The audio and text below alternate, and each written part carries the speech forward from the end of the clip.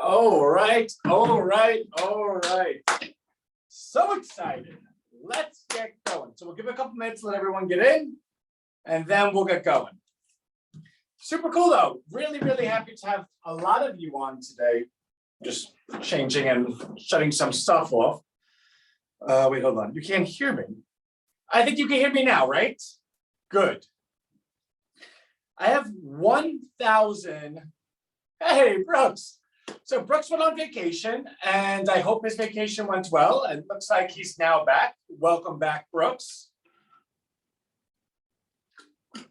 Oh, nothing's new. Just buying calls on McDonald's and making over 100% on our money when even after being down 70% at one point, which is really quite impressive.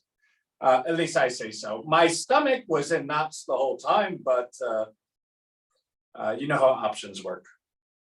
All right, I'm just closing out some screens. Let me grab this. Put that over there. What did I just do? No, what is going on? Oh, someone tried to log on as me, which is always fun, which is probably V or Tange. Howdy, it's been a while. I know, Robert, like, where have you been all my life? All right, let's just do that so we get back. All right, all right. So let's give it a little bit. We have a really, really big show. Oh, Justin, by the way, I'm really super, oh, he just messaged. Really super sorry, I have not taken a picture eating McDonald's yet. I really should, because you saw we made over 100% on our 230s. We made over, what, 70% on the 240s. We sold it all today. We should be eating McDonald's. So to my wife, just in case you were wondering what's for dinner, Big Mac time. All right, so let's get everyone in here. Super cool. Get in, get in, get in. All right, let's give it one more minute. So we got, it's actually probably the most we've had on in the first 2 minutes, probably in the history of RHINO. It's that many. So I'm kind of inclined to wait another minute, because really by like 2:10, we have a full set and everyone stays for the hour. And I always feel, hey, even Annika's here. Love Annika. So even still, it always feels like, well, for those 8 minutes, we could have waited a little bit and shared kind of the opening commentary. But then the other side of it is, well, what about the people that have been sitting there, right? Frida's in the house, and Frida's even on our website, go to distributormarketing.com, and you see the most wonderful, beautiful picture of Frida. In which case, the picture of Frida was a very, very close call between the one we had and her actually next to a real rhino. And the rhino's name wasn't Anthony, because I am a real rhino. Yes, Annika Sorensen from Sweden. Super, super cool.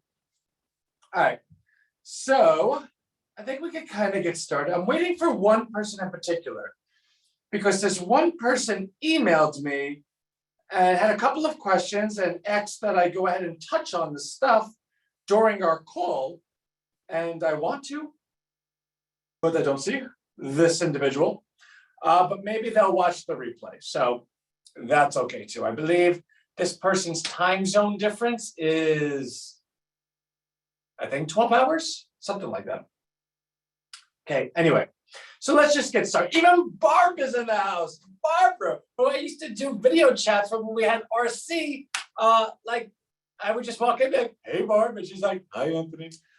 So even she's here. So super cool. So let's get started. Now, there isn't any particular like where to get started, right? Everyone's like, boo, Anthony, you got us hyped for this presentation and you don't even have a presentation. No, I really don't. But anyone that knows me knows this is how things are done, right? Everything comes from the heart, nothing scripted. Let's go. So since we have so many people on from the first iteration of RHINO, let me kind of touch on that, right? So let's give a full, like, if nobody knew me, how can we start, right? Even Abdul's in the house. Abdul's in the house. Okay, anyway, and that's my dance for Abdul. I don't know why, but I just made it up. So the first iteration of RHINO, let's go back, right? I met Ricky Mateka years ago. We both live in New Jersey. He liked me, I liked him, kumbaya, right? And in fact, it was really funny because the first time I met him, he goes, Anthony, I know within 3 years we're not going to be working together. Now, mind you, I haven't even started working with him yet. I was like, that's kind of weird. Like, how do you who hires someone and then tells them to their face that they're not going to be working with them in 3 years? And I was like, that's weird. And he said, you're actually too smart, right? You know nothing about computers, but you're going to learn it through me.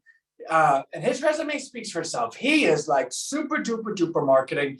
And I've always said, when Rick is A+, Rick is A+. When Rick is not A+, Rick is not A+. And you can interpret that sentence how you please. But I know in terms of skill set and potential, he's the best there is. And he has a heart of gold. He can never ask me for anything that I'd say no to. That's my point. So when we got together, I learned so much. In fact, he almost hired me like he was Google and I had a PhD. I didn't even really do anything. In fact, I made a ton of money doing nothing. He would say, Ant, just stick around. And he would try to give me some tasks, but in his company, things were always moving very fast. So you never wanted to give something that needed to be done to the new guy. In fact, he just said, keep learning, keep learning, keep learning. Your time will come. When I call upon you, I need you to be ready. So I work with John all the time. And John Gadash is one of the most amazing people you could ever meet in your life. In fact, I don't know anyone with a bigger heart than John Gadash. I just don't, right? So I would bother him. Hey, listen, I need to text you this. But it never was a bother to him. In fact, he loved it. In fact, I thought keeping him on the phone for 2 hours was a real like, oh my God, he's going to kill me. And then he would keep me on 2 hours longer. And I was like, I'm going to kill him, right? Like, that's who he was. And I learned. And then when things started getting really going, where my number was called upon, I did quite well. Ant, I need you. I don't know where to, you know what, Ant? People like you, and you actually like people. In fact, Rick and John and that whole team, it was like, so when in life, you're going to learn that everyone is really good at something. And that doesn't mean that they're necessarily good at everything. It means that they're good at that. And because they're so good at that, they're probably less good at other stuff.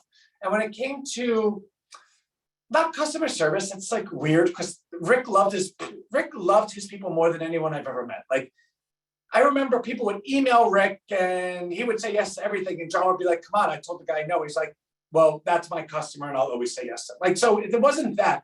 It was just because his mind and everything was moving so quickly, he never got to like, you know what, Ant, you actually love people. You could talk to them, just talk to them all the time. And I really built a lot of good relationships. Most of you are still here today. But when it came to the point that Rick wanted to go ahead and share awareness of a big product launch to somebody who might not have participated in the live, or someone who left the live early, or somebody who said they were interested but didn't purchase, he would go ahead and print up that sheet for me, print like we're in 1990, he would send me the file and say, Ant, can you go ahead and schedule calls with these individuals and just see if we're a good fit for them, right? Like, let's see if we could be a solution for them. I'd say, okay. And I would go through the list. And first I would learn the product myself. And in fact, many times I would poke and prod Rick and say, hey, listen, I don't know if this is the best. If this is the best, can we change this? And he would either explain to me why I was wrong, or we'd make what's the word I'm looking for? The requisite changes. And then once I could believe in what we were doing, and once I truly, truly had my heart in it, I would go ahead and share it with everyone. And many, many times people would say yes. And I found that people said yes to me because they knew that I would never ask them to do anything unless it made sense, right? I was never selling anything to anyone. I was educating them why it would be a good fit for them.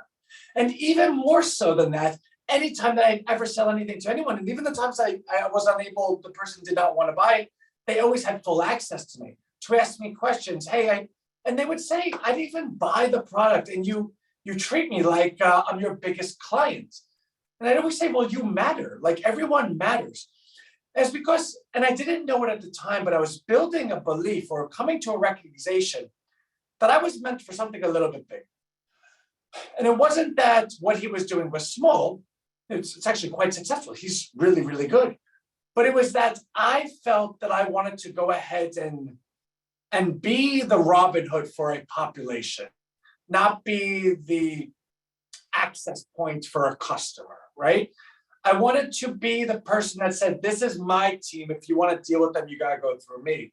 Not the person that said, yeah, I have a dinner with one of our largest customers today. And it's different. And I hope that makes sense, right? So when it got to the point, so we did hip suasion, right? And my background's behavioral science for those that are just tuning in and don't know that. And in doing so, I really felt like I could share a lot with others in terms of, no, this isn't Facebook marketing, but if you want someone to go ahead and consider your offer, and you want to learn how to mobilize someone to take a certain action, well, there's many, many more things than offering the lowest price. In fact, I do it to this day. Whenever I go out to dinner with my wife or whomever, I look at the menu and I look at the most expensive thing. Because I want to know immediately what kind of place I'm at, and I look at the most expensive item. Does this place have the courage to charge me for $200 for a steak? Because if they do, I believe everything's great there. What do you think? The chef only knows how to make that one thing good, right? Does this place have such little courage that the most expensive thing on the menu is $17? Because if it is, I could already know that the kitchen's probably not that good, right? So more times than not, it's that belief, it's that realization that it's not the cheapest thing that sells. It's actually the most expensive thing that gets sales, even though that's not the thing that sells, if that makes sense. In fact, there was a case study once, many, many years ago. This lady, she worked at a tourist spot at like the shore, like a summer type of place. And she had these particular items and she wanted to get the new inventory in for the winter because the tourists leave and blah, blah, blah, right? And she wanted to sell them, and retail value was like, the wholesale was like, let's call it $5. And she was selling it for like $10, right? She wanted to make a profit on it. No one would buy it. She'd go, all right, 25% off, $7.50. No one will buy it. 50% off, $5. Just sell it for cost. No one will buy it. She then went on her own vacation and wrote back to the individual and said, hey, listen, we can't sell it. Just mark it down by threefold. And the person who read it as mark it up threefold. So they went ahead and then put that $10 original item out for $30 instead of marking it down threefold to like $3. And it sold out. And when the lady came back, the salesman said, hey, listen, we sold out of that item. And she was like, kind of a little upset, like, yeah, we took a big loss on that. And she goes, $30? You saw. And the point was, when tourists came to the store, tourists don't know anything about the town they're visiting. That's why they're tourists. So when they go to the store, how do they go ahead and judge value immediately? They look at the highest price, because the highest price must be the thing that's most valuable. And if they're only buying one thing from that location, it would behoove them to buy the most valuable thing because that item had the most value, which brought them back to their experience. So it wasn't that the cheapest thing would sell. It was the fact that it was the most expensive thing that would sell. And there was many, many different types of examples like this, and I made a whole program of it. In doing so, I wanted to bring people a little bit further, because as I got the chance to really talk to people, I understood that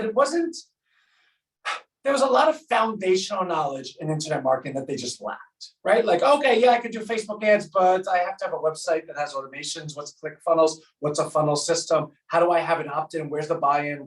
How do I link that up to my Stripe account? Or should I use PayPal, or should I use Square? And ActiveCampaign versus Monkey, whatever that was. There was a lot of things. So we decided, you know what? Let's make a tutorial, a 90-day zero to hero type platform.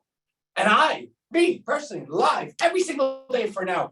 Even when I showed videos, I sat there and live moderated. And what I learned quite quickly was, even the people that were unable to learn, they became believers.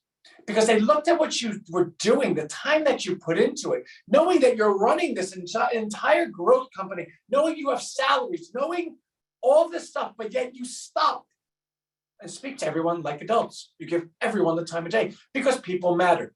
And the point was, Anthony doesn't just say people matter. Anthony truly actually believes it, right? Like, I went to ShopRite the other day, or Acme, and I walk in and there's Girl Scout cookies, a Girl Scout stand. And the Girl Scout lady's like, lady, like the little girl, like the cute girl with the pigtails, right? And she's like, hey, do you want to buy Girl Scout cookies? And the answer is always yes. And it's always Samoas. Which, by the way, my wife didn't know what a Samoa cookie was, right? Like, that's weird, right? I agree. Yeah, no, 100% Brooks. And so I go, yeah, of course, the Samoas. And I was like, how much? She goes, $5. I go, I'm giving you 20. And she looked at me like a little confused. I was like, no. And then the mother came by, because she saw the daughter have a face that would bring a mother to the daughter, especially when they're talking to a man, right? And I said, I'm sending 20 on the Venmo. And she goes, why? I go, because I appreciate this. I appreciate young people out there doing something in a safe environment that are going to grow them going forward. I want to be a part of that. And she's like, well, thank you so much. I went home and I was like, do you want a Samoa? She's like, no, I ate 5 and then we threw them away, right?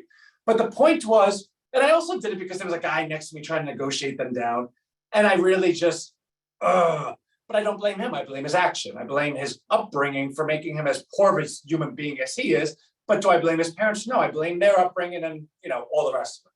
And so it's the upbringing, it's the culture we want to change, not the people. The people are just a consequence of that. Anyway, so it became very clear to me that people cared that you cared. It was like when you're dating a girl, right? What's the amount you're supposed to spend on a ring? What's the amount you're supposed to spend on a gift? There is no number, it's a percentage. Whatever percentage actually represents a meaningful amount of your life, right?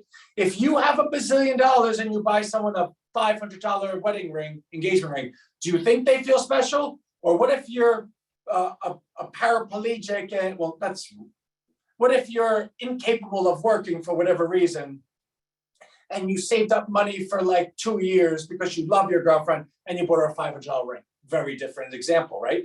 Because to that person, that $500 is a vastly larger percentage of who they are and what they're. I go to church with my wife every Sunday, and the pastor always says, show me your bank account and show me your calendar, and I'll know the type of person you are, right? And the point is that $500, that person, I know who that person is. I know how much of that person is in that $500 versus the other person, right? And all of these things came together, right? They all started. Yeah, no, thank you, John. They all started really, really bubbling to the surface. So we went from RHINO Digital, and then we started going down this path of who is RHINO, right? So we made RHINO Traffic and RHINO University and all of these different RHINO products. And the premise behind them, which actually many people here bought the first iterations. So like we were selling a $500 a month product without even having the product. Because people understood, no, Anthony's going to do it. And if he doesn't do it, he's going to make it right. I want to be a part of what they're doing. It's a complete credit to who we are as a team. Not me. I'm just a leader, right? I was watching Billions the other day. And Chuck Rhodes, which is whatever. Chuck Rhodes, one of the characters, was looking at someone, and it was his underling. Like a team member of his team that reports to him. And she goes, yeah, boss. He goes, I'm not your boss. The situation's the boss. She goes, what do you mean? He goes, if we're both driving a car to a place, you may think I'm the boss until the car breaks down and then you realize the engine was the boss. He goes, I'm never the boss. The situation's the boss. And I can't explain what RHINO does any better than that. So, and I think people understand that I'm not this like worldly, like money coming out of my ears person. Everything that happens is I'm the conduit from you to the outcome. I'm the one that's strong enough to have the vision, to have the time, to have the energy to say, I'm going to do this for us. And everyone needs that person. And I don't do it myself. Everyone's with us. In fact, half of the people on this live talk to me regularly, daily. And that's who we are together. So when we did RHINO Traffic and RHINO University, the thesis was, we can make an app that allows people to market their business, and the money that they pay, we then take and distribute it to the people we're marketing to. And the belief was that if we could fund this community by allowing the people that are looking to sell things, instead of paying us, they go ahead and pay the people that they're looking to sell to, whether they buy or not, then that community would be very receptive to their offers. That community would say, wow, I'll buy something from you because I know the type of person you are. In fact, we took it a step further and we were making an app, and you had to actually watch the 30-second video every single day of an ad. So you had to watch one ad a day, and then you were able to get to your payments account so you could withdraw your money. So that was the idea, but it didn't work because first of all, I don't even think we have the app made still today. Like Apple just was not making it. Android was not making it. Abigail is the most amazing person I've ever worked with. But because we've been evolving so quickly, yeah, it's easy for me to have a new idea every day. It's not as easy for her to be able to perform that same idea. So as things got bigger, there just became more chinks in the armor than the assembly line, right? So we learned so much stuff together, all of us. And if ever anyone thinks that having a bad day is a bad thing, it's only a bad thing if you don't learn from what went wrong and apply it going forward. I can tell you, I have so many bad days, but you know what? I take all of them and I'm like, okay, what went wrong? How do I fix this? Let's go. And the next day is always better. In fact, if you would have seen me Thursday morning where my stock account was down 70%, but I knew it was going to go up, you would have been like, Anthony, please stay away from sharp objects. And today I sold all the stocks up 100%, and they were up 100% from after being down 70%. So you know how many times something that's down 70% has to go up to get to up 100%? It had to go up sixfold. My position went up 6 times since Thursday morning. And if you want to check, McDonald's was $217 Thursday morning. Today it got to $238. I own the April 230s and April 240s. Go check, right? So things happen. And the point is, so as we were developing this idea more, we realized this is not going to work because we're still missing the point. In fact, in developing this idea, which was such a great idea that we believed was going to solve everything, what was it based on? It was based on that we had to bring on small businesses and have them funded. We had to bring them on at $500 a month to use that money to go ahead and fund the audience, who then conceivably at some point was going to buy the items from them, which was going to allow that investment to really grow. And in fact, since we only had one commercial a day to go ahead and get on this platform, if we had more than 356 people, the next commercial wasn't going to be for another year. So there were chinks in the armor.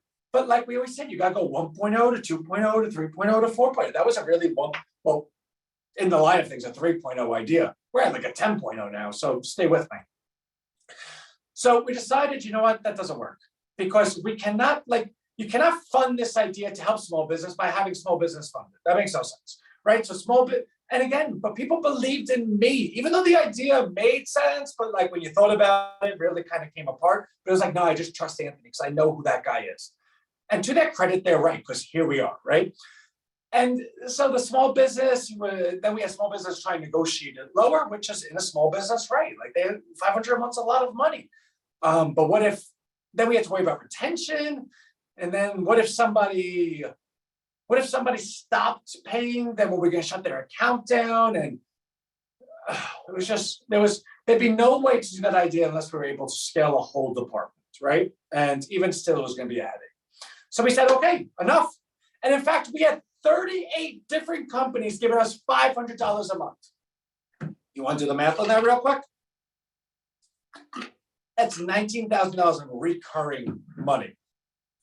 On top of that, we had 500 different $37 a month payments from Persuasion, RHINO Digital, RHINO Premier. Oh, RHINO Premier, stock program. That's now RHINO World. And you know what we did? I'm going to tell you how nuts we are. And everyone here knows this. We went ahead and told everyone that we are suspending all payments going forward, that we are canceling all payments going forward, and we are refunding those that got into RHINO traffic with coin. But we were never going to stop pursuing what we promised. But we did not want to take the money from anyone anymore because we believed you cannot grow a company to save small business, to rescue small business, to be a Robin Hood to small business by taking their money. It sounds like politics, right? Like, how's this going to help me?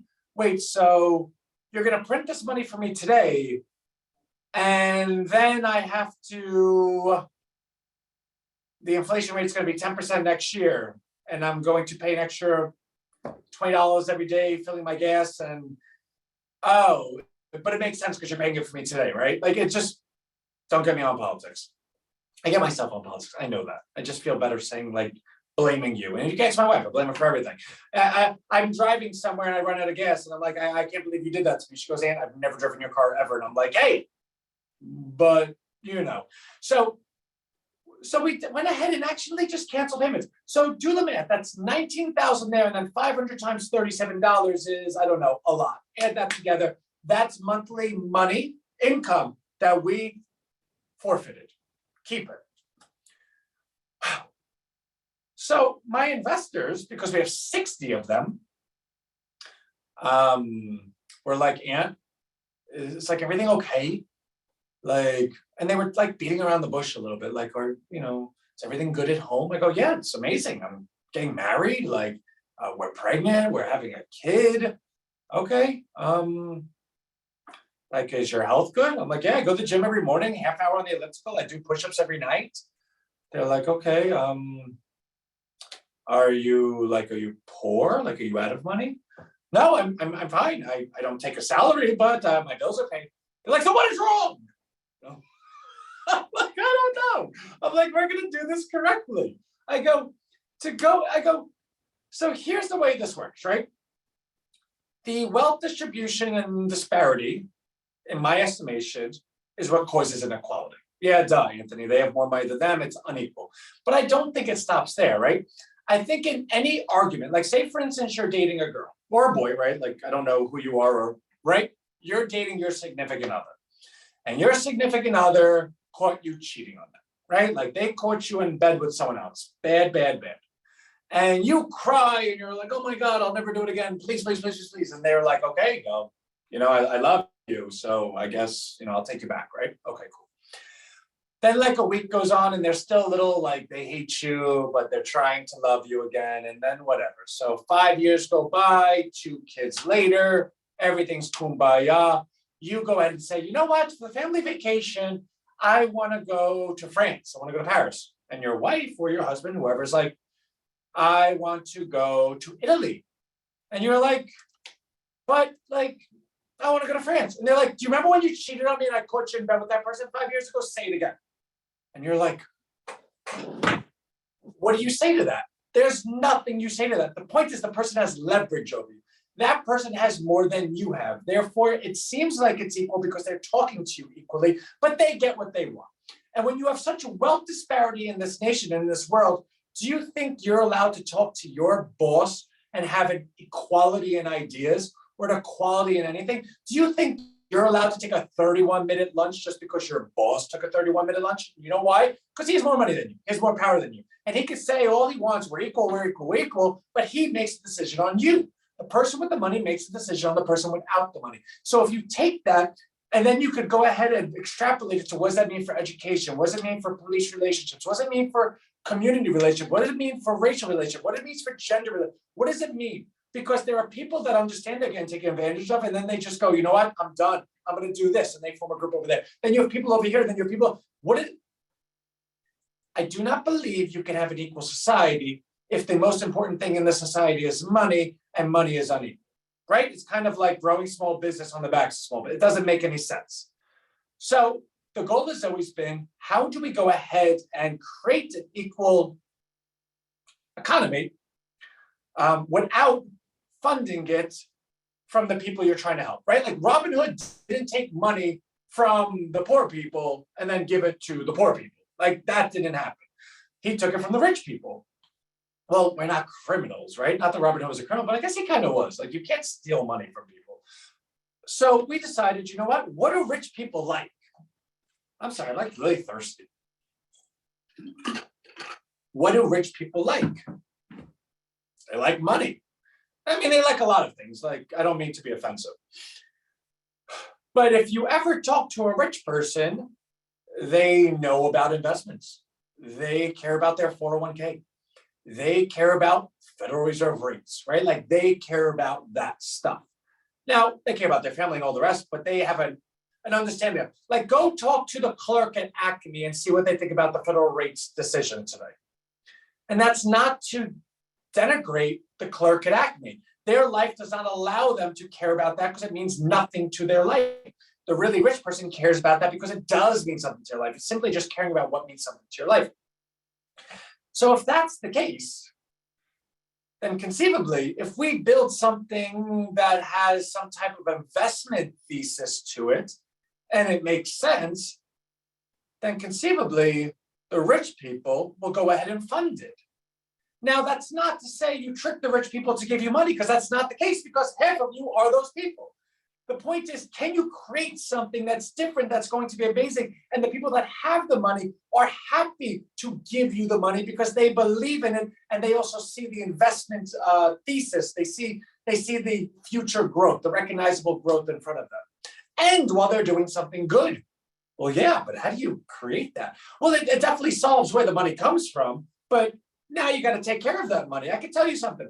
Being the boss is not all it's cracked up to be. Having 60 investments, not all cracked up. Having hundreds of thousands in a bank account is not all it's cracked up to be, because you're accountable to everyone. In fact, I'm the only person ever in the history of the world that guarantees people's investments. In fact, every one of you know, and some of you are even on this, that if you call me for your money, boom, it's out to you. So it's not all it's cracked up to be, but I have to continue just doing the job ahead of me, right? So how does this work? Okay. So what is the investment asset? RHINO coin, right? We all know that. Well, we don't all know that, right? Because I have a lot of new people on. So RHINO coin. So stay with me. What's the coin do? Well, the coin, hey, Deborah's at the house. The coin goes ahead and facilitates all transactions on the RHINO Street platform starting January 2023. What's the RHINO Street platform? The RHINO Street platform is our own proprietary search engine that we custom coded and we own it. Okay, what's so great about the search engine? Well, the search engine disqualifies Wall Street companies from being on it, and it disqualifies any company outside a radius of 20 miles. In fact, it only shows results of local businesses within 20 miles. Well, how do you find them? We go ahead and sign them up one by one until we get to a point of not mass adoption, but degrees of separation to be low. Like for instance, right now, if you ask someone who's RHINO, there's a good chance you'd have to get to probably like 1 million people before someone says they know. We want to lower that degree of separation to like 5 or 6 people. Because at that point, well, then everyone knows the other people and they all use the same platform. So why would anyone use the platform, right? Like that's kind of the ultimate question here. What are you solving? Well, let's take a look at what normal search engines do. Normal search engines are for profit and they're owned by Wall Street. Google, Yahoo, MSN, Bing, they're all owned by Wall Street companies. And they're all for profit. Well, Anthony, if they're for profit, I never pay them anything. Yeah, because you're the product. You're the product. If you ever believe something's free, you're the product. It's like if you walk into a room and everyone's laughing, the joke's about you, right? Like you're the product. Well, how does Wall Street search engines work, right? Well, Google goes ahead and they have this really fancy algorithm, and Google doesn't, I am not saying anything bad about those guys. Google does a great job at what they do. Yahoo does a great job at what they do. MSN, Bing, they do a great job at what they do, and they make a ton of money. This is how they do it. They scrape the entire internet of keywords and other things in an algorithm, right? So when you go to Google and you type in, I want my hair to be red, which, I mean, who doesn't, right? And if you don't, anyway, I'll talk about that another day. So I want my hair to be red. Well, it goes ahead and pulls up a bunch of key terms. I want, all right, you want to buy something, red, where's red? Hair, red plus hair, okay. And then they're able to look at your location and give you something that's fairly nearby. Now, the results that they give you nearby are results that are then filtered by their traffic, right? How many people go to that website on a daily basis? Because from a 60,000 foot approach, if a website has a lot of traffic, then it must be reputable. People must like it. Google then feels quite confident that they can show that many results that fit that filter, and you're going to find one that you find pleasing. Hence, you'll return to the search engine. But what other search results are shown? Other search results are results that pay Google, like they're paid ads. So who are the search results that are shown? The only 2 search results shown are the ones that either have enough website traffic because they're big established companies, or they're companies that have enough money to go ahead and pay Google to put their ads in there. So what companies are not shown? Main Street. Small business. The backbone of this nation, you can arguably and confidently and logically argue that search engines are the #1 cause to the destruction of the middle class in this nation. Because every single time you go to buy something, what do? Type on Google, go search it first. You always search it first. Everything. You could be online and you could see this really cool thing and you're like, all right, let me just go look it up real quick. So then you go ahead and look at these cool shoes and you're like, I want to buy shoes. And you go to Google and type shoes and Nike, Adidas, blah, blah, blah, blah, blah, Amazon, Wayfair. And then you get down to like the local shoe shop on page 4, right? So what does that mean to Main Street? Well, what about, I'm 35, but I know the generation above me is going to understand this. Lou's Coffee Shop, right? Frank's Shoe Store, like Mildred's Supply Shop, right? And Mildred wasn't very popular in the neighborhood for obvious reasons, right? And all of these different things. And it was it was businesses that were owned by families and generations. Brooks are the best shoes, right? Like it was owned by families and generations, right? The shoe man's kids, right? The shoemaker's kids. It was like a joke. Well, they're the only ones without shoes, right? And the point was you had confidence to go to these places because not only did they do a good job through their reputation, through generational legacy, but if someone came up to you and said, hey, listen, would you like to buy Brooks shoes, your friendly neighbor that's owned this place for 100 years, and his children are going to be the owners after him, but they're a little pricey. They're like $30. Or would you like to buy them on Amazon for $20? Do you know 100% of the time? I guess sometimes 100%, but like 75% of the time, the neighbor, the community member will answer that they would support Brooks shoes. So Frida, I'm going to get to that because I did see your email. So 75% of the time, they're going to say that. So not only would they say that, but they're actually going to go ahead and volunteer spending more because it's not that they're giving money away for free. They're investing in their community. Every time you purchase something from your community, you're investing in it. Where's that money go? It goes to your community member who hires their community members, who offers you a product that is able to be valuable and have a high standard because the money that's coming in is made. Have you ever gone to a sushi place that has a sign outside that says special today, $2 sushi? You know what place you don't go to? That place. Because if they're selling it for $2, how bad is it, right?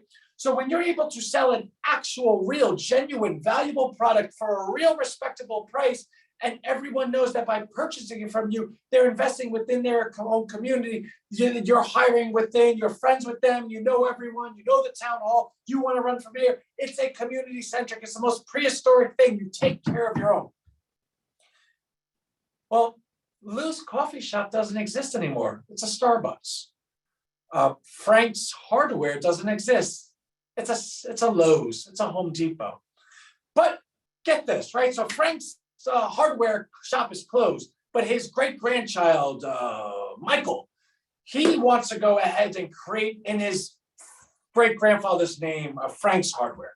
So he wants to open one up. So as he's doing the research and he says, I want to open up a Frank's Hardware shop, he goes, who's going to buy it for me? Everyone goes to the Home Depot. And if the Home Depot doesn't have it, they buy it on Amazon. I can't even think about opening this business because I don't have the sales. The community is not sales are a currency. The community does not have investment. They are not able to invest in me because they sold their investment to Home Depot. So what happens? Instead of this beautiful child, great-grandchild, ever being able to do that, what does he do in his grandfather's legacy? He goes and works at Home Depot. And he makes maybe $15, $20 an hour. And maybe he has a 401k when he retires. And he works for a company, and I don't know Home Depot, they're a very reputable company, I'm sure they're great. And he has a half-hour lunch, maybe an hour. And he has a boss that tells him what time he has to be in. And he has to leave at whatever time he leaves. And his upward mobility is completely dependent on the economy, because if the economy goes down, he gets fired. That's his life now. Now, let's say he goes online and says, I love President Trump. And Home Depot sees that and they fire him for cause because he sullied the reputation of Home Depot by bringing politics into it. Therefore, one can make the statement, Home Depot and corporate America owns you at work and home. So where does that stop? Because I can make an argument right now that that transition is still going, right? Like, what did COVID do? It wiped out non-essential businesses, right? Like your Main Street businesses. And it allowed essential businesses, Wall Street companies who lobbied to Congress because they all own everything, to go ahead and step in and vacuum up all your customers. And in fact, they paid a whole bunch of money and printed new money to keep you at home. Now you come out of lockdown and inflation's through the roof, labor inflation's through the roof. The people you wanted to hire back at $10 an hour now or $20 an hour, they're already working for someone else. The products that you were going to sell, now the wholesale price is going up because supply chain, and you can't sell it for the price you were going to sell that because you're undercut by Amazon. So what do? Well, gee, I guess I'll go look for a job at Starbucks. So the point is that's still going on. So the question then becomes, how do we solve that? And if we can go ahead and identify that sales are a currency for investment, that when you buy stuff from your community, you invest within your community because that money has a velocity that goes from owner to distributors to services to labor to product, and then that money that from the people that are hired to work at that place go to their homes to fund their educations, to fund their living standards.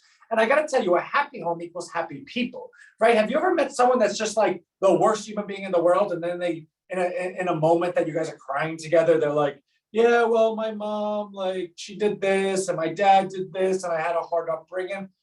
We're not making fun of that person. You're looking at that person.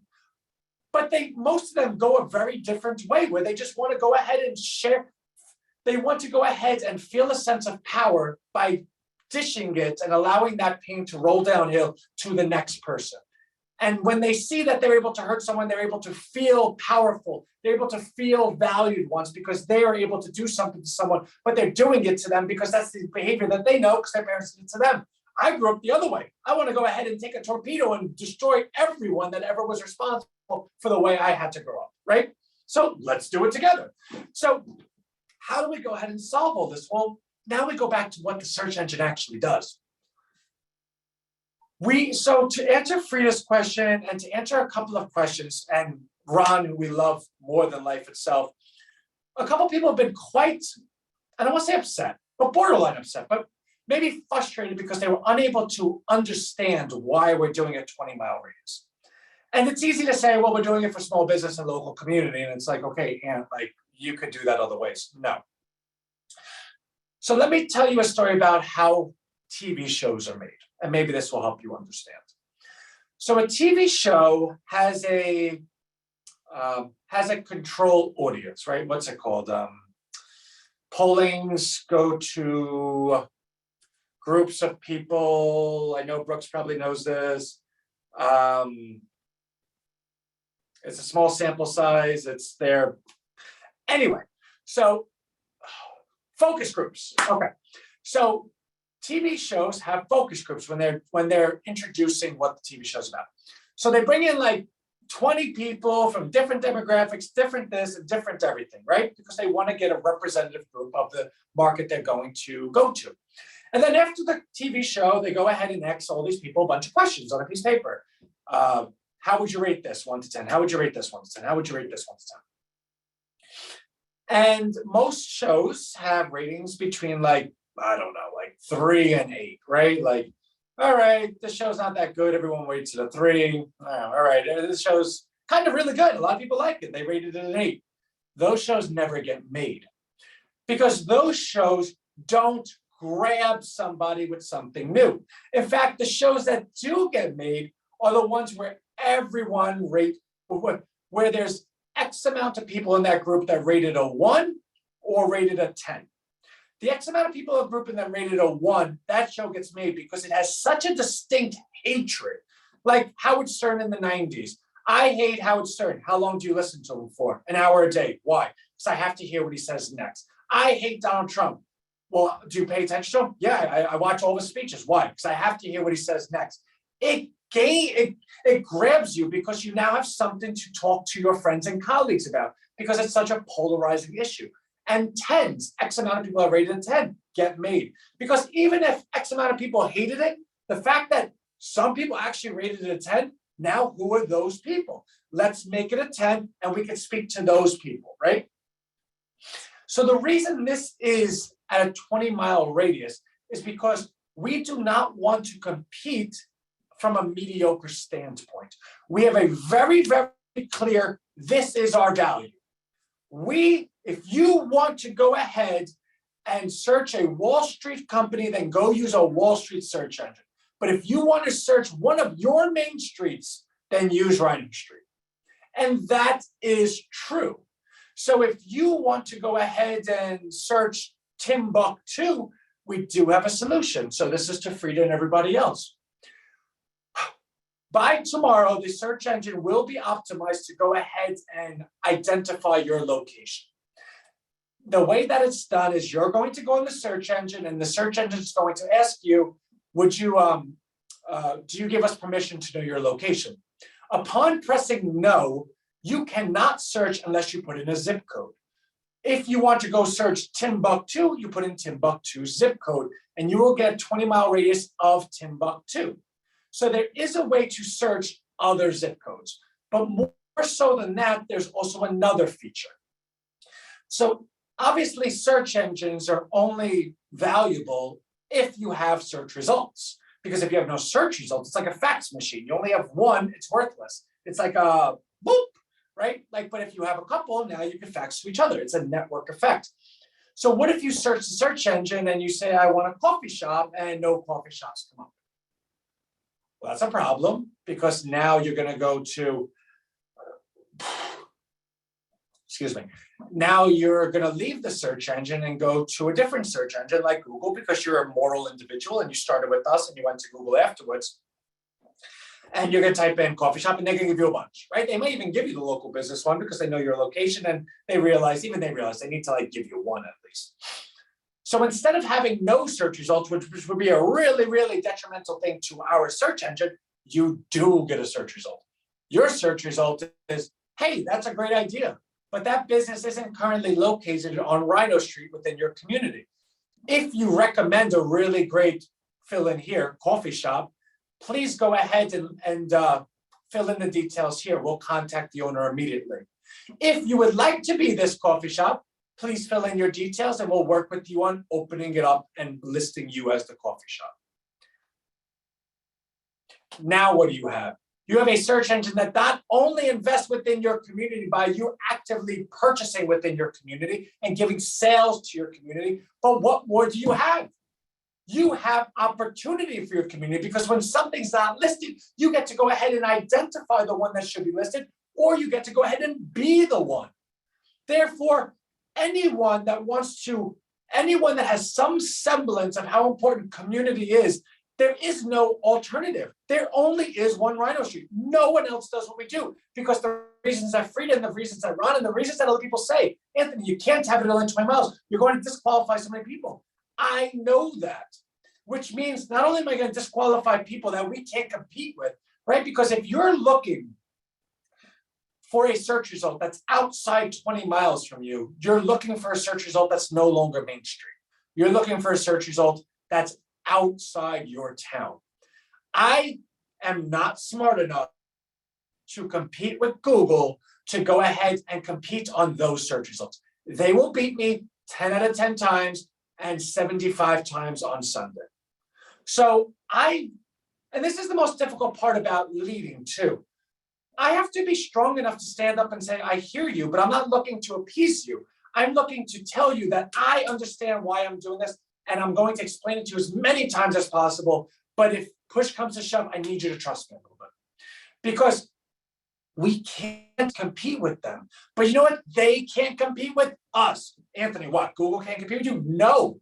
because we're not accepting money from anyone. We're not a for-profit search engine. The companies that we're highlighting don't have money to pay for ads. Do you think Google cares about them? They're a for-profit Wall Street-owned company. The point is, 1% of the population Wall Street cares about. The other 99% they don't give about.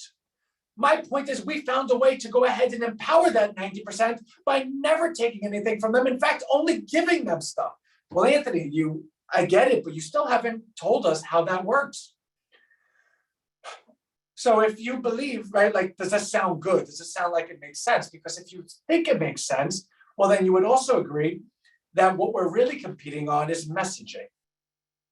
Do we believe that the average person would care about their local community enough that if educated and if made aware of RHINO Street, that they would look to consider it, that they may go ahead and click it every now and then? And if the answer is yes, then you're talking about at least 5, 10, 15, 20% of market share of search engine, right? There's over 10 billion searches a day. Can you imagine if we had 1 billion searches a day? So these are numbers. So if you think only 10% of the population actually give a hoot of their local community, then we're doing pretty good. But here's more so. Because the search engine is only a 20-mile radius, every town is our Super Bowl. Every town is its own universe to us. Therefore, when we go ahead and approach towns, Anthony is going to go to each town and go from business owner to business owner to business owner, meet them, to share with them what RHINO is, and just ask if we can opt them in. Hey, Mr. Jones, you have a great shop. We have our search engine is called RHINO Street. It has a 20-mile radius, meaning anyone in your town that uses it's only going to get businesses located in this town. You're obviously located in this town. Would you like to be one of those results so that you can go ahead and you can go ahead and sell a product to someone in your town, right? And I imagine all of them are going to say yes. Oh, this sounds so good to be true. Where's the catch? There is none. The catch is that we need the platform to be successful, and to be successful, we need to have people on it that are happy and having good experiences, right? Does that qualify you? Yes. Okay, cool. But the point is, each town is its own universe. So when we go to a town, if we're able to go ahead and sign up, say, 50 businesses and send flyers to everyone in the town that they get in their mailbox, and they all go on the site and they go ahead and see their friends and neighbors and stuff. And we go ahead and identify people and empower them to be the spokesperson within that community.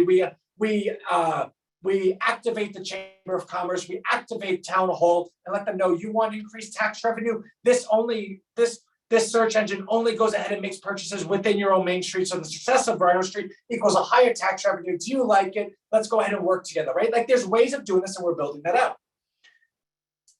But when a town adopts it, they're going to adopt it. Do you know of a situation where a town would say, wow, we're making so many new sales. We have so many new businesses. We finally have some type of stability and security again. You know what? Let's go ahead and start selling our results back to Wall Street and use Google. It's like healthcare. Once you have it, you don't go backwards. So we truly believe that we have something. So here's the nuts and bolts. Here's the meat and potatoes. Here's the dollar and cents. So RHINO Coin, starting January 2023, will be the back-end facilitation of all sales. What does that mean? So let's say Brooks's shoes sells $100 worth of shoes. Brooks is going to receive $100 for his shoes. Upon receiving that $100, that $100 is going to get converted through an automated buy order to purchase $100 worth of RHINO Coin. Now, Brooks is going to say, Ant, I totally love you. And I know Brooks does, because me and him go back like bedrock, like Fred and what was Fred's name? Bernie, right? Bernie, Fred and Bernie, maybe. Okay, anyway. So we go back in, but you know what? I have a mortgage, I have a family, I have a car. I can't pay for that in RHINO Coin. Maybe one day I can, but not yet. How do I go ahead and sell this RHINO Coin? Well, Brooks, that's not a problem. In fact, that merchant system is going to have an automated redemption as well. So if you want to redeem 100% of your money back to RHINO Coin back to dollars, then that transaction is going to happen automatically. So wait a second, Ant, you're saying I'm going to buy $100 in coin, but then subsequently sell $100 in coin automatically? Yes. Anthony, where's the value in that? If I'm buying it and selling it, it's nothing. No. it's something. It's actually a really big something. Because of your transactions, that clearly defines the growth of the platform and clearly illustrates it, because every sale made is a buy order and is a sell order, which means that's volume, which means you can look at the volume of RHINO coin on any given day and actually identify and graph the growth of the platform. And as the platform grows, what happens? There's more purchases of RHINO coin, which means RHINO coin always goes up in value. And if RHINO coin goes up in value, do you think everyone's going to redeem 100%? No, because this is an actual movement. People are not going to own RHINO coin because they're like, hey, my Uber driver told me to buy this and I hope to get in and get out in time. No, this will actually be the first real investment that people control, because it's an investment into small business and it's an investment into the biggest renaissance of Main Street we're ever going to see in this nation, because everyone that holds it is a participant in it. So, okay, and that sounds good. I can see why people would buy the coin, because they believe the platform's going to grow. The platform grows, the transactions go up. More transactions equals a higher price for the coin, because when you buy something, it goes up. When you sell something, it goes down. Okay, I get it. But Anne, is this another one of those things where like the rich people are really smart? They go ahead and find all the poor people, they put them in a group, use them, make a bunch of money off them, and then like peace out? I can see why you would think that, because every dirtbag rich person has done that for the entire history of time. No. As you know, and as everybody knows, everyone has an allocation of RHINO coin. First of all, there's a billion supply. That's it. Anthony, a billion's a lot. No, it's not. So there's a billion supply. That's it. Every single member of RHINO, and a member of RHINO is defined as one of two things. Either you are an affiliate, like you've got brought on through the affiliate platform or whatnot, which by the way, I know needs work. I've taken it on myself. I'm recording a video, making my own landing page. That button is going to be a complete opt-in. It's going to be done perfectly because I now took control of it. And you know me, I'm going to get it done. Give me till middle of next week, and give me till next Wednesday, I'll present it to you. Or somebody that's opted in to be on one of our Zoom calls because we have your email information, you've opted in, great.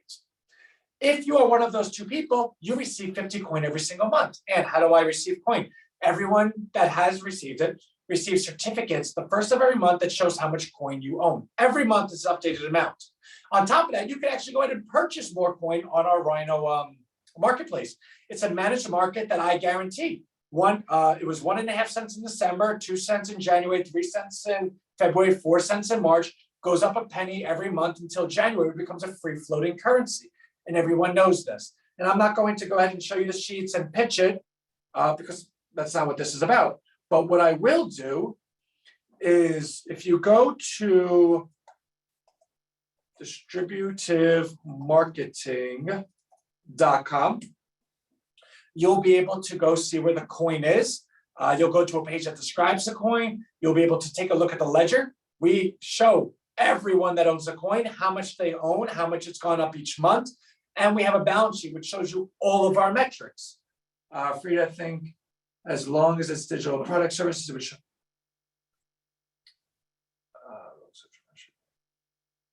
So unfortunately, no. So there's a couple of things. And I was speaking to Ron on the phone the other day, and I do understand that this is a hole I need to fill, right? Because in me taking such a stand on this, I have caused a little bit of constructive criticism. And like George Washington, he built a cabinet of people that hated him because he wanted ideas. I don't believe you hate me, but I also believe that we've done such good work together and have nurtured such a relationship where you understand I want to hear the truth. I don't want you to just tell me I'm good looking. I want you to tell me, Anthony, your hair stinks today. That everyone's free to do so. In fact, I heard Ron yell for the first time the other day. We were on the phone. He's like, Anthony. And I was like, okay, ooh, I feel like sorry, Ron. So two things. One, we own our email list and we send emails every day. I think what I would like to do is that email every day will also highlight one company a day that is a global company, right? Like, and I keep saying company, businesses, right? So say for instance, Frida and her digital, she's talking about a digital company, right? And well, a couple of things, right? first of all, your own community knows you. Therefore, they're going to be the first ones to endorse you. They're going to be the first ones to have an open mind to patronize your product. And if they like it, they're obviously going to share with other people. So even with nothing else, the platform still goes ahead and takes care of a good bit of sales for you, right? Secondly, if it's well liked, we want to go ahead and support you. We want to support everyone. So we want to go ahead and include one business per email per day. Hey, make sure you attend RHINO today. And while doing so, make sure you go ahead and check out, make sure you check out this shop, a little bit about Frida, who she is, and this is the link. Because when we get to those super duper numbers, 100,000, 200,000, 300,000, 1 million, that's a million people that are all going to own coin with us. That's a million people that are all believers in what we're talking about. That's a million people that are then going to say, okay, well, RHINO appreciates Frida, let's click it. Which means Frida's website is going to be able to stand on its own 2 feet. It's going to have many eyeballs. And if those people like it, they'll patronize it. If they don't like it, they won't. But lastly, we also are going to go ahead, and I haven't figured this out completely yet, but we're going to go ahead and have a result of the day, right? So everyone has their results, but the top result, the number one result, they'll say RHINO results, RHINO soup of the day, right? Soup of the dia, will be someone's company. Because we do understand there are companies that the most optimal marketing strategy for them is not within a 20-mile radius. And we want to make sure that we let everyone know we understand that, but we disagree a little bit. Your 20-mile radius will smell your fart and tell you it smells like roses. These are the people that love you. They've seen you grow up. They're your neighbors. They are going to look for reasons to participate in what you're doing. And that conversion rate of, say, 10% local is well higher than, say, 0.1% globally, which means out of every 100 people globally, you'll get the same amount of sales as 10 people locally, if that makes sense. So we do also believe that you will make a lot more sales in your locality. But with that said, we're also going to go ahead and put an email campaign behind you, and also going to allow you to be the result of the day at least once, right? So you will be taken care of. And fourthly, we are not disqualifying you. It's not like if you're on RHINO, you can't be on Facebook and you can't be on Google and you can't be on those other things. So we believe those 4 reasons are stacked to quite a valuable proposition for even the companies whose main business model is not locality. So we all believe, okay, Anthony, that makes sense. The coin's going to be worth a whole lot, blah, blah, blah. Now, here's where it comes in. The people, remember at the beginning, the rich people, the people that appreciate investment, they go ahead and say, whoa, I want to buy some of the coin. Like, whoa, duh. All right.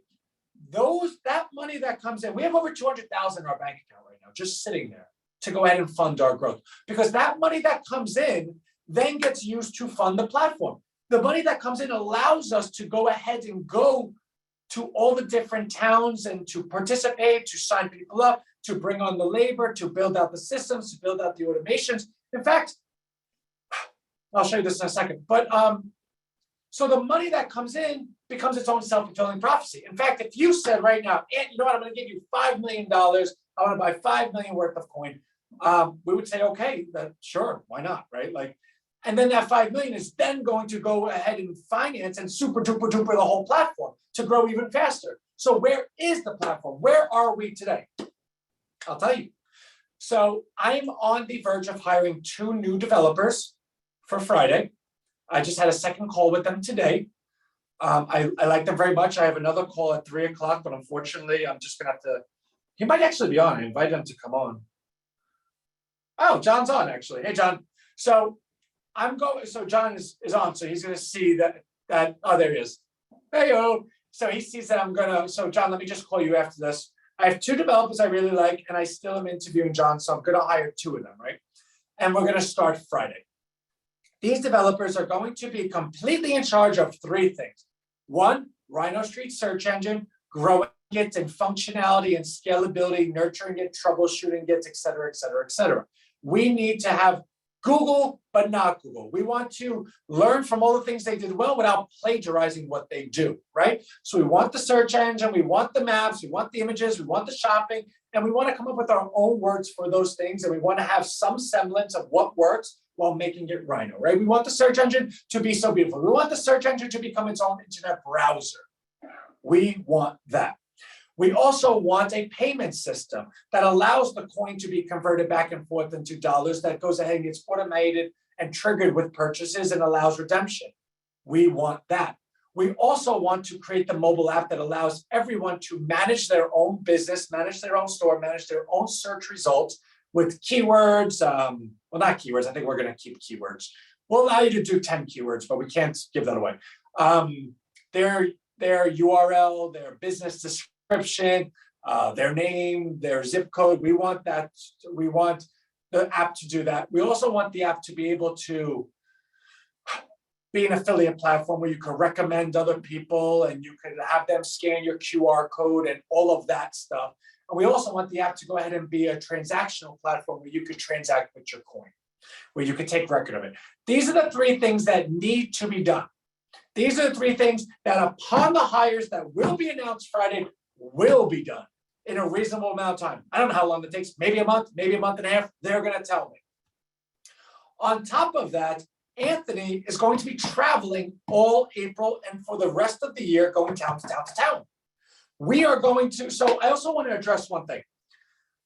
So I do understand the numbers in RHINO balance sheet, RHINO coin balance sheet, have not been beautiful the last 2 weeks, right? Like we have not seen much growth in new members and new businesses. It is strictly because we have been redeveloping everything, right? So we built out the search engine. We've been working with them nonstop. Abigail has been doing so much that she hasn't been able to actually, and by the way, so she has emailed, and again, you might have emailed back because she's really not very good at checking her email. She's good at a lot of stuff, but checking her emails is not one of them. But she did tell me that she went ahead and emailed a lot of people and said, hey, listen, we're still waiting on this stuff. So if you are one of those people, email her back. If you're one of those people that did email her back, email me and I'll go ahead and get it done. So there is a reason we don't have new businesses listing. And it's also because we're not outreaching for it. We haven't been marketing, bring in your business, bring in your business. In fact, most of you remember, we were actually making the sites. We're not doing that anymore because we don't have the time to it. The point of all of this is to say, this month has been a lot of preparation for the rest of the year. Interviews, like there's just been a lot. That being said, starting April, when my value proposition to a town of businesses is, hey, I'm Anthony. Yeah, cool. Let me talk to you about RHINO a little bit. Would you, we're gonna, the members of this town will be searching this. Do you want to be a search results? Do you want your company to come up? Do you want people in your own town to know who you are? Yes? Okay. We believe I believe I'm going to get 20 to 30 new businesses a day. I believe I'm going to sign on 50 to 100 new members a day. I believe when I send that postcard that gets into every person's box, that physical postcard, we're going to get a lot of signups. I believe that every town we go to, which I don't know if you read all the commentary, well, actually only investors get the commentary. So those that don't know, we're going to throw a benefit in every single town. Every single business we're going to go to, we're going to buy $25 worth of gift from them. We're going to take that gift and put it in a basket. We're going to have a benefit in every town, every Saturday night, rent out the biggest hall, invite them all there, put all the baskets in as a blind bidding process. All of the proceeds will go to a local charity. We're going to bring the town in, the businesses in. This is RHINO. Peace. See you later. Right? People are going to like us. We have a system in place. But the point about the numbers is, yes, they stalled this month, and even still, they went up like 20 today. But starting next month, they're going to go up very, very quickly. Like 20, 30 businesses a day quickly. Because I think I'm going to be arriving to each town on a Wednesday and leaving on a Sunday. Because I want to meet everyone. And I think I'm kind of likable. I think people like me. So it's going to be fun. And I think I'm going to learn so much from the first time to the second time to the third time. So if you believe that there's something here, that there's passion, there's energy, the idea makes sense, this is what we're finally doing, and this is the direction we're going. In fact, those two developers will be on. Imagine we're all of a sudden going to have the Wild We're going to have the app. We're going to have the transaction system. We're going to have the search engine. We're going to have the affiliate platform set up. Also, and let me just show you what part of my day looks like.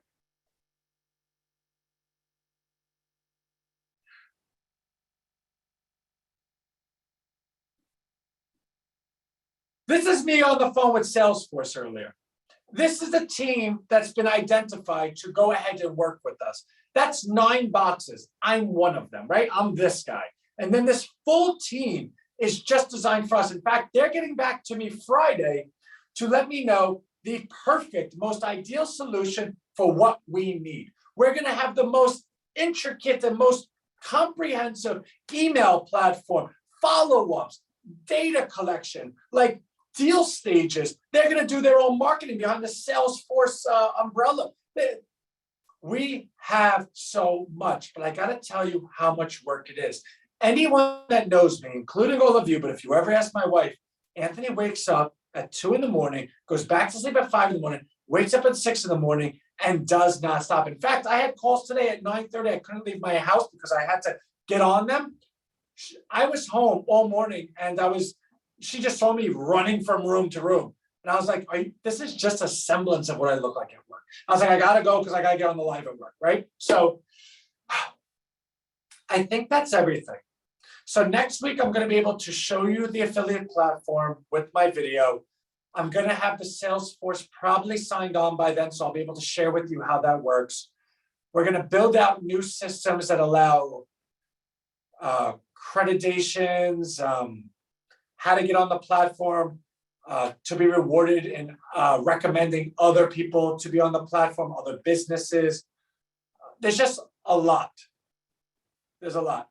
And the coolest part about this whole thing is, when you think about changing the world, right? You think about, oh my God, changing the world's a big thing. That means I got to change people's days. No. Because we have a situation where we identified the search engine to be ground zero, because if you type in a search engine like Google, you are siphoning money from your community to Wall Street. But if you type in a search engine like RHINO Street, you are investing your money into your Main Street. Meaning, all you have to change is, instead of google.com, rhinostreet.com. Meaning everything that you do in your day can stay exactly the way it is, identical, perfect. Your day is exactly the way it is. By simply just searching your results on a different site, by just simply searching it on RHINO Street, you will be the reason the world changes.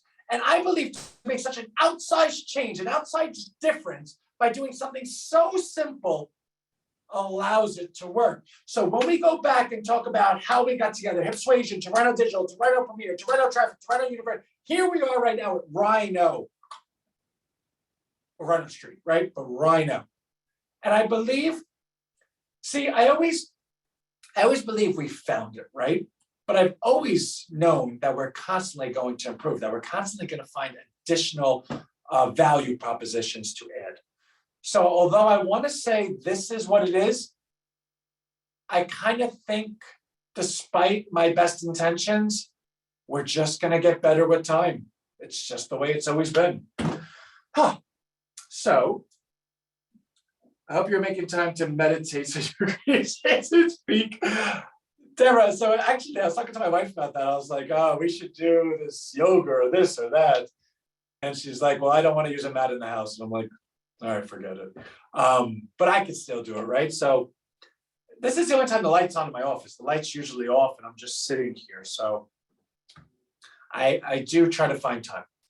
But as you guys know, John Watchorn said, hey, yo, and he is my 3 o'clock. He is the last of the top 3 candidates.